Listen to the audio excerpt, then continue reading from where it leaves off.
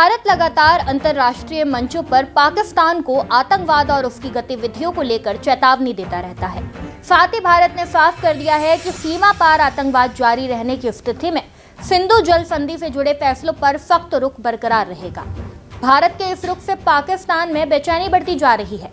हालात ऐसे हैं कि अब पाकिस्तान की ओर से तीखी बयानबाजी देखने को मिल रही है।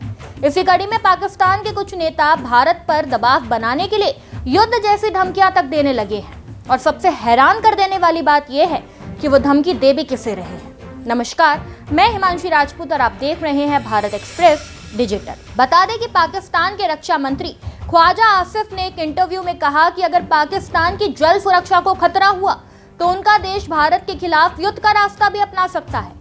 ख्वाजा आसिफ ने कहा कि पानी पाकिस्तान की राष्ट्रीय सुरक्षा का हिस्सा है और अगर इस पर खतरा महसूस हुआ तो पाकिस्तान हर विकल्प पर विचार करेगा।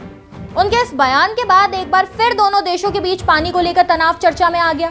दरअसल पहलगाम आतंकी हमले में 26 लोगों की मौत के बाद भारत ने सिंधु जल संधि को स्थगित करने का फैसला लिया था। भारत ने साफ कर दिया था कि जब तक पाकिस्तान सीमा पर आतंकवाद पर पूरी तरह रोक नहीं लगाता तब तक इस फैसले पर पुनर्विचार नहीं किया जाएगा। भारत का संदेश भी स्पष्ट था कि खून और पानी एक साथ तो नहीं बह सकते। हाल ही में केंद्रीय जल शक्ति मंत्री CR पाटिल ने संकेत दिए थे कि साल 2028 तक पाकिस्तान की ओर जाने वाले पानी को रोकने के लिए नए बांध और हाइड्रो पावर प्रोजेक्ट तैयार किए जा सकते हैं। पाकिस्तान की अर्थव्यवस्था काफी हद तक सिंधु नदी प्रणाली पर निर्भर है। देश की लगभग 80% खेती इस पानी से होती है।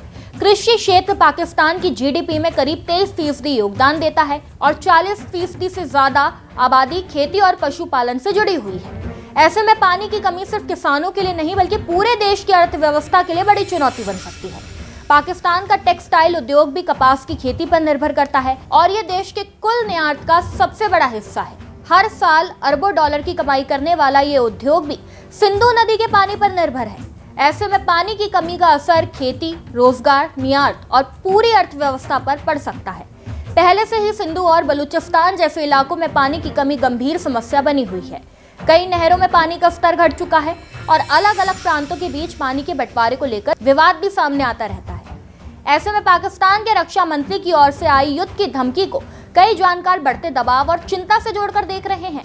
हालांकि भारत पहले ही साफ कर चुका है कि आतंकवाद और पानी दोनों एक साथ नहीं चल सकते।